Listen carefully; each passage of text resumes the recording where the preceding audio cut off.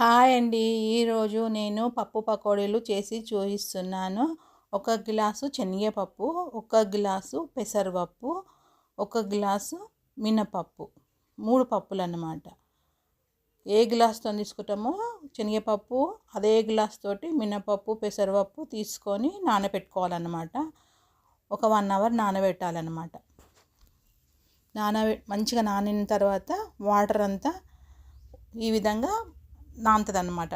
నానిన తర్వాత వాటర్ మొత్తం తీసేసి మిక్సీ పట్టుకోవాలి. వాటర్ లేకుండా జాలి గిన్నెలోకి వేసుకొని మిక్సీ పట్టుకోవాలన్నమాట. వాటర్ ఉంటే మెత్తగా అయిపోతుంది.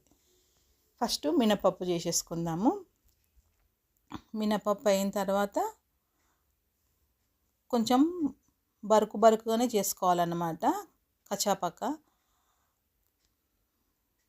చూడండి, మినపప్పు అయిపోయాక పెసరపప్పులో అస్సలు వాటర్ ఉండొద్దండి. వాటర్ ఉన్నదనుకో పెసరపప్పు ఊరికే మెత్తగా అయిపోతుంది. మంచిగా బాగా వడపోసుకోవాలన్నమాట. జాలి గిన్నెలోకి వాటర్ లేకుండా అంతా వడపోసుకోవాలి. ఊరికే మెత్తగా అయిపోతుంది. శనగపప్పు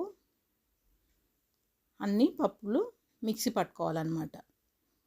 చూడండి, శనగపప్పు కూడా అయిపోయింది.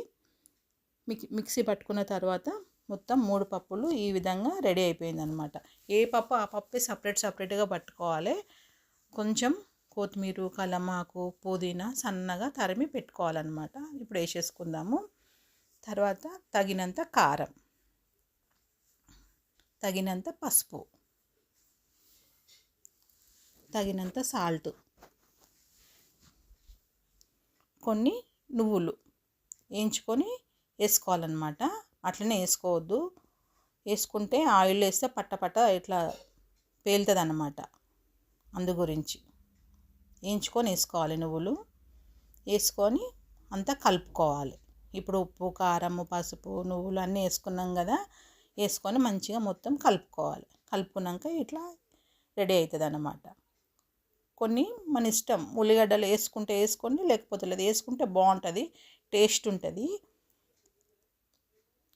ఒక 2 ఉల్లిగడ్డలు కట్ చేసి నేను వేసుకున్నాను అన్నమాట.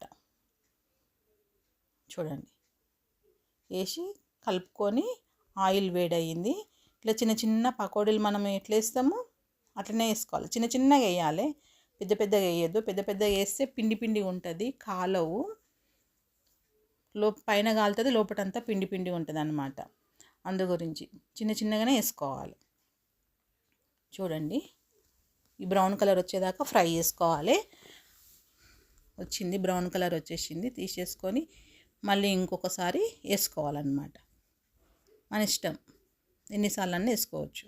కొన్ని వేసుకోవాలి. కొన్ని వేసుకుంటేనే మంచిగా ఫ్రై అవుతాయి అన్నమాట. చూడండి, పప్పు పకోడీలు రెడీ అయినది. ఇది సాంబార్ అంచుకు, పప్పు అంచుకు పెట్టుకొని తింటే బాగుంటుంది, టేస్ట్ ఉంటుంది. నేను చేసిన పప్పు పకోడీలు మీకు నచ్చితే లైక్ చేయండి, షేర్ చేయండి, సబ్స్క్రైబ్ చేయండి, పక్కనున్న బెల్ ఐకాన్ని క్లిక్ చేయండి.